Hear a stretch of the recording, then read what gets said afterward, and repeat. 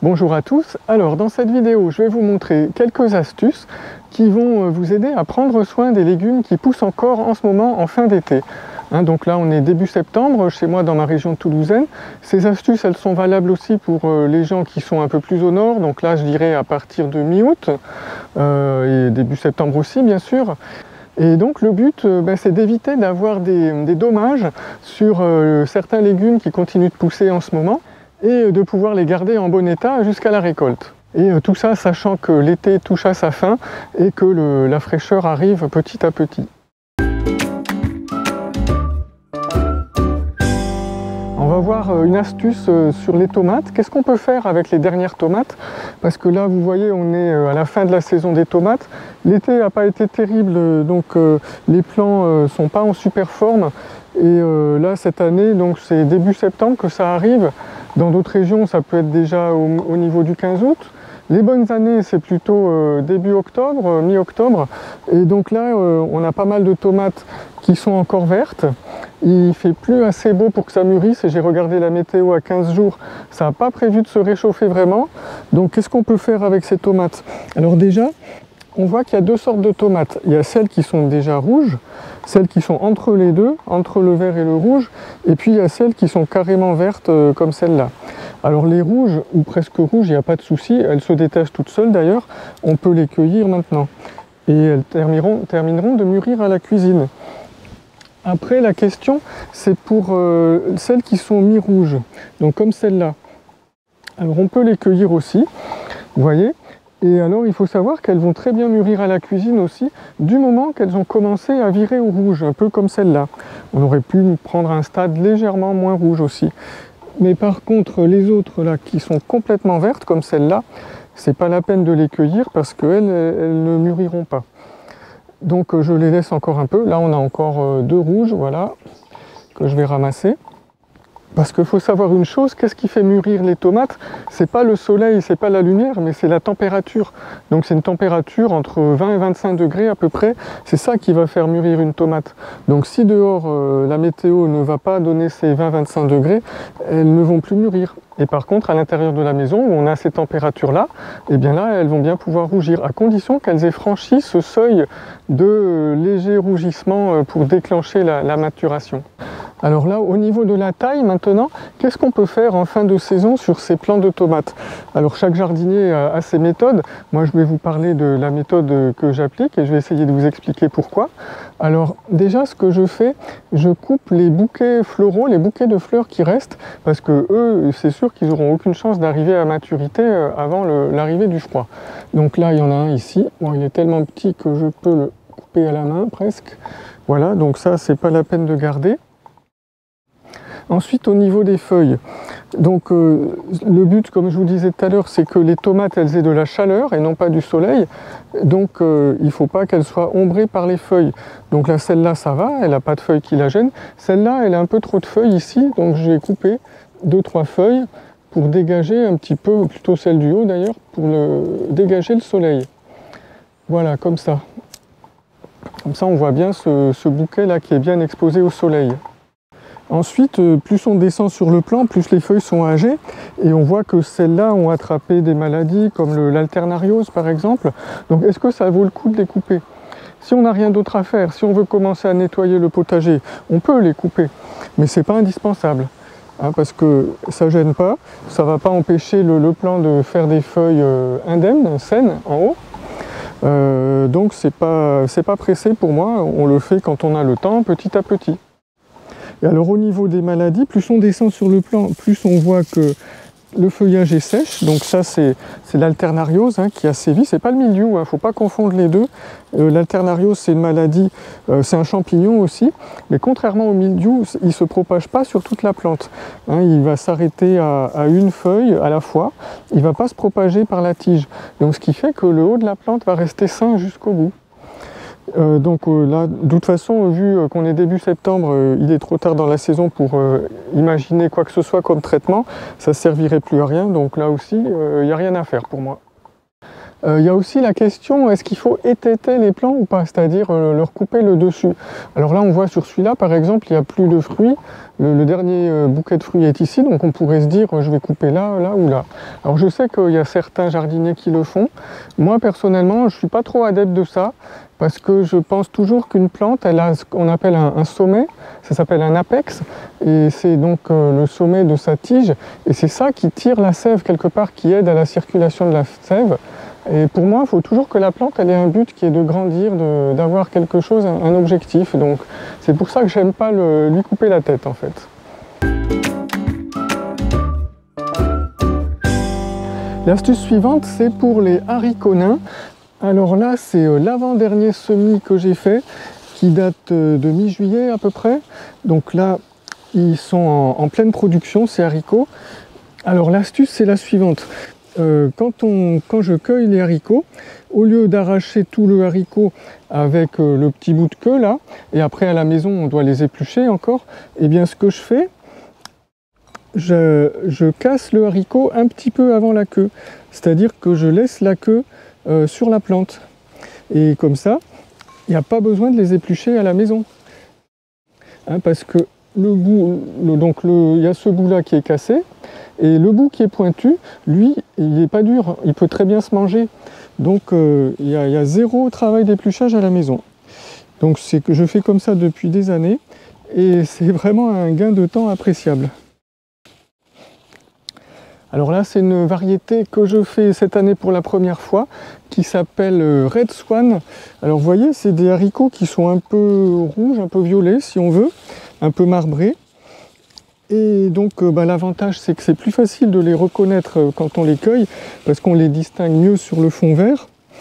Après, bon, faut savoir qu'ils gardent malheureusement pas cette couleur à la cuisson, hein. Dès qu'on les met dans l'eau bouillante, ils redeviennent tout à fait verts. Et alors par contre, le petit inconvénient par rapport à ma variété préférée, qui est le haricot Contender, ce haricot-là, Red Swan, il a tendance à tout produire en un seul coup. C'est-à-dire que les plants sont en fleurs au même moment, toutes les fleurs sortent au même moment, donc tous les haricots mûrissent au même moment. Alors c'est sûrement très bien pour les gens qui veulent faire des conserves, mais comme moi, quand on aime bien cueillir une ou deux portions de temps en temps, et puis attendre un peu, et puis revenir quelques jours plus tard, j'ai l'impression que cette variété-là, elle est moins adaptée que le Contender, qui lui est vraiment super pour ça. L'astuce suivante, c'est toujours pour les haricots. Donc là, c'est la série d'avant de haricots. Donc c'était bien des Contenders cette fois. Et donc ils ont terminé de produire, enfin à quelques exceptions. Là, vous voyez, comme je vous disais, c'est une plante le Contender, une variété qui produit vraiment jusqu'au bout de sa vie, hein. Bon là, ils sont un petit peu pourris là parce qu'ils ont touché le sol. Enfin bref, c'est pas ça que je voulais vous dire. Ce que je voulais vous dire, c'est que quand un semis de haricots a terminé de produire, eh bien, on n'est pas obligé de le couper tout de suite, hein. On n'est pas obligé de nettoyer le potager. On peut très bien laisser la plante en place, comme ça, pendant plusieurs semaines, à condition qu'on n'ait pas besoin de la surface, bien sûr. Et alors, parce qu'il faut savoir que le haricot, c'est une plante de la famille des légumineuses et qui continue à produire de l'azote, qu'elle capte de l'air et elle fournit de l'azote au sol. Donc en laissant cette plante en vie, eh bien, on continue d'enrichir petit à petit son sol. Et puis de toute façon, même si ce n'était pas des haricots, c'est toujours mieux pour une terre de laisser, d'avoir des plantes vivantes qui poussent dedans, parce que ça maintient tous les échanges entre les racines et puis la terre et tous les petits micro-organismes. Et tout ça, ça permet d'avoir un sol vivant et puis de gérer la fertilité naturelle du sol. Donc je les couperai au milieu de l'automne, je pense, juste avant d'amender mon sol avec du compost et après de semer les engrais verts par-dessus. Alors je vais vous montrer une dernière astuce pour les haricots. Ici vous voyez, c'est le dernier semis de haricots, celui que j'ai fait au 15 août. Alors avec un semis au 15 août et puis si on a encore des belles journées comme ça au mois de septembre, ça peut donner une récolte à peu près fin octobre, voire début novembre. En fait ça dépend chaque année, c'est un peu un coup de poker, hein. Donc ça dépend de l'automne, s'il est beau ou pas. Alors ça, on peut très bien faire un semis tardif de haricots comme ça. Moi je dirais dans toute la moitié sud de la France, ça peut marcher. Par contre, dès qu'on remonte plus au nord, là ça va plus être possible, à moins de faire ça sous tunnel ou vraiment sous serre pour gagner vraiment, là il faut vraiment gagner quelques degrés en plus. Donc, mais même ici, parce que les températures commencent à baisser, là on a autour de 20 degrés en ce moment, mais la semaine prochaine ça va baisser. Donc pareil, pour gagner quelques degrés, 2-3 degrés en plus, eh bien, ce que je fais chaque année, j'installe un système d'arceaux et puis je vais mettre un voile par-dessus. Donc là, c'est un petit système d'arceaux que je me suis fait à l'avance, qui sont reliés par des fils de fer. Et donc, il suffit de les planter en terre. Voilà.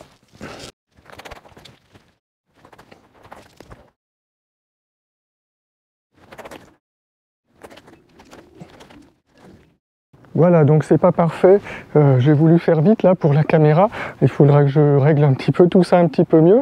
Donc voilà, donc l'idée c'est que la pluie puisse traverser ce voile, parce que ici, près de Toulouse, je suis une région où il n'y a pas énormément de pluie, donc toute la moindre pluie est bonne à prendre, hein. Surtout en septembre, il pleut pas beaucoup chez nous, donc là la pluie elle traverse, par contre ça protège du vent.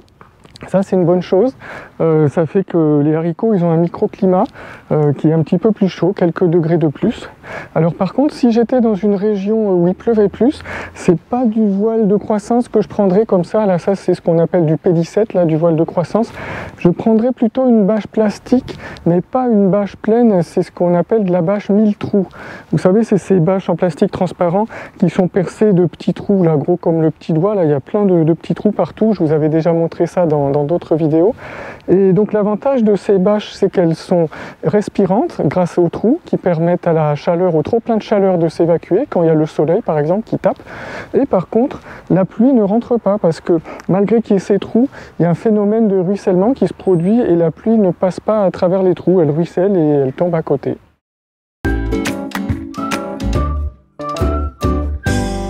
On va parler des betteraves maintenant. Alors les betteraves, comme beaucoup de légumes, je les sème en plusieurs séries.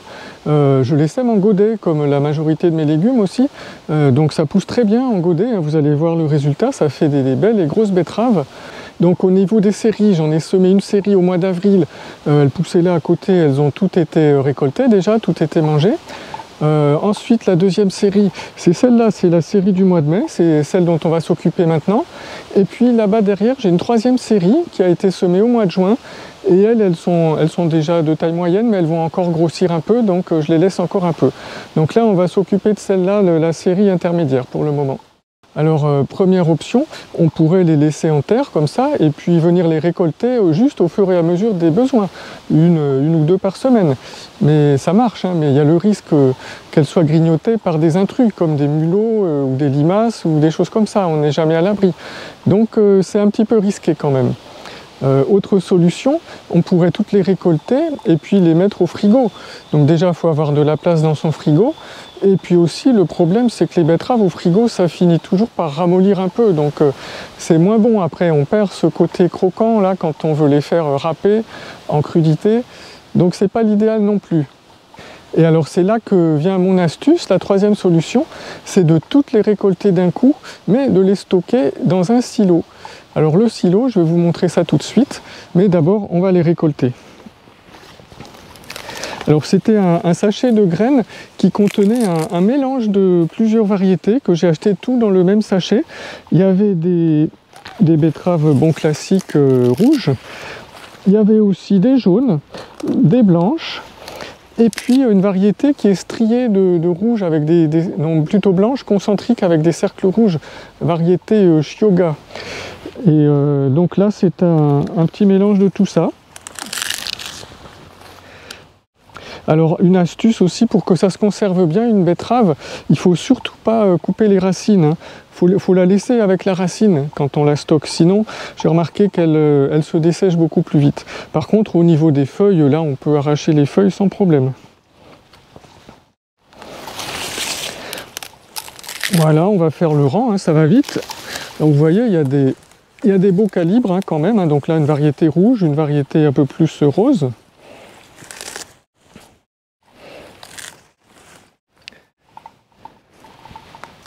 Et alors je laisse toujours les fans sur la terre, hein. L'idée c'est toujours de rendre à la terre une partie de ce qu'elle a donné, si on peut dire. Et donc toutes ces fans là, ça va faire du paillis, ça va se décomposer petit à petit. Enfin, ça va ramener plein de bonnes choses au sol. Et même on peut faire mieux encore, là j'y pense maintenant, parce que je le fais pas toujours, mais quand les feuilles sont belles comme ça, eh bien on peut les cuisiner. Ça se mange exactement comme les épinards. C'est de la même famille d'ailleurs, betterave, épinards, c'est les Chenopodiaceae, c'est la même famille. Donc là, je vois qu'il y en a certaines qui sont très belles. Eh bien, je vais me les mettre de côté. Ça nous fera des petites feuilles de betterave cuites ce soir. Alors voilà le silo dont je vous parlais. Donc ici, on est au côté nord de la maison. C'est un côté donc qui reçoit jamais le soleil, qui reçoit jamais de pluie non plus, ou très peu, enfin, c'est pas un problème.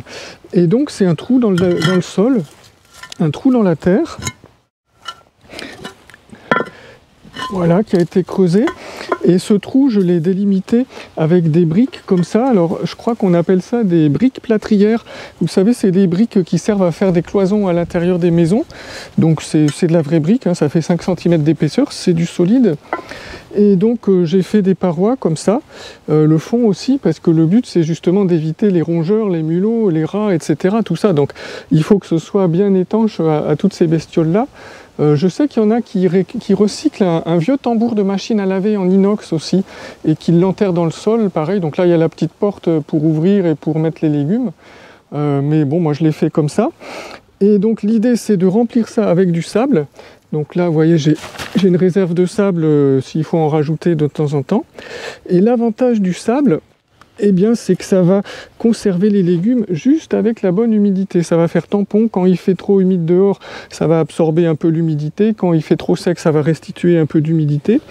Et donc, tout ça fait que les légumes se conservent très bien. Alors là, je dispose mes betteraves petit à petit. Alors surtout, il ne faut pas les laver avant, il ne faut pas passer le jet dessus, il ne faut pas les rincer, parce qu'il y a toujours une petite couche protectrice sur la peau des légumes, que ce soit les pommes de terre, les carottes, les betteraves, et si on rince cette petite peau, eh bien ils se conserveront beaucoup moins longtemps, j'ai remarqué. Donc voilà, j'enterre toutes mes betteraves. Et alors le but, c'est qu'elles soient complètement enterrées, c'est-à-dire qu'il n'y ait plus rien qui dépasse, parce que il y a toujours un tout petit peu de lumière qui peut arriver à filtrer, et dès qu'une plante voit de la lumière, comme ça, elle va commencer à germer, et des fois, il y a des petites feuilles là qui vont commencer à repousser. Bon, mais ça met longtemps, hein. Surtout que là, on est en automne, il y a l'hiver qui arrive, donc il n'y a pas beaucoup de lumière. Donc là, je ne me fais pas de soucis pour ça pour le moment. C'est plutôt au printemps et en fin de printemps que ça peut arriver. Donc là, voilà, je les recouvre bien de sable, et puis il ne reste plus qu'à refermer. Voilà, et puis donc après, à chaque fois qu'on a besoin d'une betterave en cuisine, on vient se servir ici. Et alors on peut y mettre autre chose que des betteraves, bien sûr tout ce qui est légumes racines, hein, les carottes, les gros radis noirs, là vous savez, les navets. Alors pas les pommes de terre, parce que les pommes de terre, ça aime pas trop rester comme ça au froid, ça peut... Parce que là, il peut faire... Bon, je pense pas qu'il gèle dedans, mais c'est des légumes qui résistent très bien au froid, les betteraves, il n'y a aucun souci pour ça. Alors on se pose toujours la question à quel moment il faut cueillir les courges, comment on sait qu'elles sont mûres et qu'elles sont bonnes à être ramassées. Eh bien tout est dans le pédoncule, encore une fois. Le pédoncule, donc c'est le petit bout de tige là qui relie la courge à la tige de la plante. Et elles sont bonnes, elles ont fini de mûrir. Quand ce petit bout de tige là est devenu dur et sec et ligneux, alors des fois il change de couleur, il devient marron. Alors dans ce cas-là c'est facile, mais des fois il change pas de couleur. Et la tige elle est marron, mais le petit bout il est encore un petit peu vert. Donc on a toujours un doute. Mais alors moi ce que je fais, je me fie à la couleur de la tige aussi. Par exemple ici je vois cette courge là. Elle pousse sur une tige qui est complètement séchée là, du début à la fin. Donc là c'est sûr qu'il n'y a plus aucune nourriture qui va rentrer dans la courge. Donc celle-là je peux la cueillir tout de suite sans aucun problème. Donc je la coupe comme ça Une autre erreur qu'on voit souvent, c'est que les gens ils utilisent le pédoncule comme une poignée pour les transporter. Alors ça, non, il ne faut surtout pas faire ça, parce que ça fragilise le haut de la courge, là, ça crée des petits points de fragilité. Alors comme ça, on ne voit rien à l'œil, on a l'impression qu'il n'y a rien qui se passe, mais si, il y a quand même des choses qui se passent, ça les abîme, et du coup, elles se conservent moins longtemps, et il y a de la pourriture qui peut commencer à se faire à cet endroit-là. Donc, et puis pareil, il ne faut pas les entrechoquer, il ne faut pas les laisser tomber, il faut les manier avec délicatesse.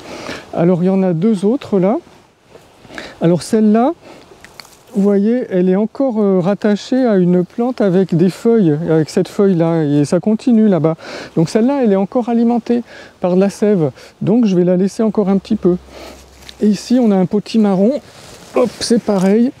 On voit qu'il est alimenté par des feuilles bien vertes encore, donc j'y touche pas. Par contre, comme là on arrive à la fin de l'été, il y a l'automne qui s'annonce, tout ça, ça devient plus humide, il y a les pluies qui reviennent, et bien pour éviter que ça pourrisse directement sur la terre, ça peut être bien de les protéger avec une petite tuile, un petit bout de tuile ou un petit bout de planche là. Donc ce qu'on fait, on met une tuile dessous comme ça, ce qui fait que quand il pleut, eh bien l'eau elle ruisselle. Et puis le fruit il ne va pas stagner dans de l'humidité. Voilà, là pareil, avec une planchette comme ça, ça marche bien aussi.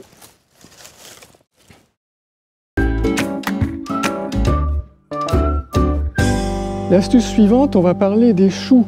Alors là, je suis obligé de faire un peu le grand écart parce que là, il y a une clôture là, donc je ne peux pas venir de ce côté. Donc les choux, alors ceux-là, les deux gros là, enfin gros façon de parler, mais ils sont encore jeunes, c'est pour ça. Ils ont été plantés mi-août et puis les petits devant, ils ont été plantés début septembre. Donc ce sont des choux cabus, là, des choux qui forment une tête. Alors ceux-là, là, ils poussent bien. J'ai bon espoir qu'ils fournissent encore une belle tête avant l'hiver. Et ceux-là, par contre, je pense qu'ils vont passer tranquillement l'hiver et qu'on aura les choux à récolter au printemps prochain. Alors les choux, en fin d'été, le gros problème, vous savez, c'est les petits papillons blancs qui volent et puis qui vont pondre leurs œufs. Et puis après, ça fait des chenilles qui dévorent, qui peuvent complètement défolier un chou en quelques jours, quoi. Je ne sais pas si vous avez déjà vu ce genre de chenille qui s'appelle la pierride d'ailleurs. Et donc, pour s'en protéger, il y a plusieurs solutions. Première solution, on peut mettre un filet anti-insectes pour empêcher le papillon de venir pondre. Alors moi j'en ai un, mais il est déjà posé sur le rang de choux raves de l'autre côté là-bas, donc je ne peux pas en mettre. Sinon on a une autre solution qui est à base d'un produit qui s'appelle le BT, qui est un insecticide naturel. Et donc le BT, contrairement à beaucoup d'insecticides, c'est un insecticide qui est sélectif, c'est-à-dire qu'il va cibler uniquement un seul insecte, en l'occurrence la chenille de la pierride du chou, et qui ne va pas faire de mal aux autres insectes. Et donc c'est une poudre qu'on dilue dans l'eau, qu'on pulvérise, et puis qui va libérer tout un tas de petites bactéries qui vont rentrer dans les chenilles et donc qui vont venir à bout de ces chenilles. Alors là, j'en ai pas mis, et donc il y a la dernière solution qui est une inspection manuelle. Donc quand on n'a pas beaucoup de choux comme ici, là il y en a quoi, 5-6, eh bien on peut venir faire une inspection tous les jours ou tous les 2 jours. Qu'est-ce qu'on fait? Il suffit de retourner les feuilles, voir s'il n'y a pas des œufs, et puis regarder s'il n'y a pas une petite chenille qui est en train de grignoter. Alors on peut déjà regarder les trous. Là ici je vois qu'il y a quelques trous. Alors ça fait plusieurs jours que je les ai vus, ces trous, j'ai cherché, je n'ai pas trouvé la chenille. Mais les trous n'augmentent pas non plus, donc j'en déduis qu'il y a un prédateur qui est venu manger cette chenille, donc tant mieux.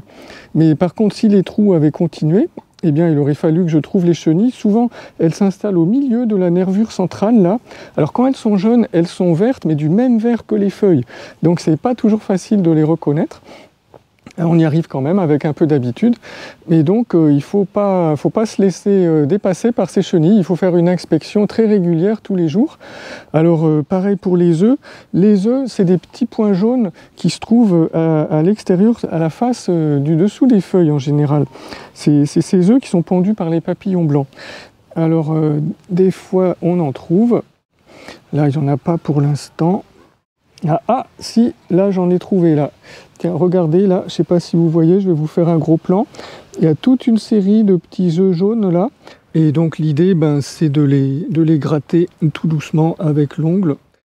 Voilà, et puis de les faire tomber à côté. De toute façon, s'ils ne sont pas sur une feuille, ces œufs, ils n'ont aucune chance d'éclore. Voilà, là il n'y a plus rien. Et voilà, on vient de voir quelques astuces pour les cultures d'été. Alors c'est pas grand chose à faire, hein, et puis c'est ce genre de petits détails qui permet en fait de prolonger les récoltes et puis de continuer encore à maintenir les plants en bonne santé jusqu'au début de l'automne.